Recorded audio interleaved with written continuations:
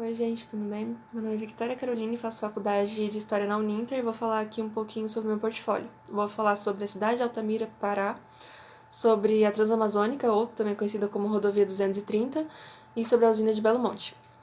A cidade de Altamira é conhecida pelo seu tamanho, que é considerado o maior município do Brasil. Para vocês terem uma ideia do tamanho, ela é maior do que o estado do Pará. E nela tem o rio Xingu, que é um dos maiores e principais afluentes do rio Amazonas. Por conta disso, ela também é conhecida por duas grandes obras, que é a Transamazônica e a usina de Belo Monte. A usina de Belo Monte foi criada no rio Xingu, que foi basicamente para criar uma economia diferente lá. Vamos falar assim, bem por cima. Aí a Transamazônica foi criada para unir com o principal intuito de criar a Transamazônica foi para unir o norte do Brasil com o resto do Brasil. E com isso, deu vários problemas, tipo, várias alterações para a vida dos povos que viviam lá, que eram os indígenas e os ribeirinhas, principalmente. Principalmente esses dois povos. E por conta disso, a movimentação que teve na Transamazônica e pela curiosidade de saber mais sobre a usina, esses povos foram prejudicados, foram afetados de certa forma com a ocupação do espaço, com a mudança de cultura, a mudança da linguagem, dos costumes e todo o resto. E deixa eu dar uma olhada. E com todas essas alterações, tipo, vem a pergunta sobre o progresso. Tipo, o progresso ele realmente é positivo? Quem ele beneficia?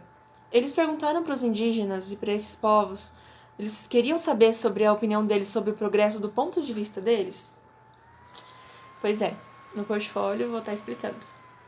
Aí falo também sobre a economia de Altamira, que ela é voltada para a agropecuária e etc. E tem uma parte do trabalho que eu falo sobre o Rio Tietê, que é uma parte que eu podia escolher um tema, e eu escolhi sobre o Rio Tietê. Nele, eu basicamente falo e explico sobre a forma que a gente pensa de que ele não tem como ser recuperado como antes, coloca umas curiosidades, por exemplo, que ele tem de 10 a 15 milhões de anos de idade. Falo sobre várias coisas. E também falo principalmente sobre um gráficozinho que eu coloquei lá, que eu coloco a importância de vocês entenderem sobre a extensão da mancha de poluição deles. Quando a gente fala em extensão, a gente pensa que ela aumentou, mas não é exatamente isso. Ela diminuiu de 2010 para 2018, ela teve uma diminuição bem significativa. Em 2010, ela tinha uma mancha de poluição de 243 quilômetros. E para 2018, ela diminuiu para 122 quilômetros. Então, foi uma poluição que deu aos poucos, né? Tipo, demorou bastante tempo, bastantes anos, mas deu uma alterada muito boa.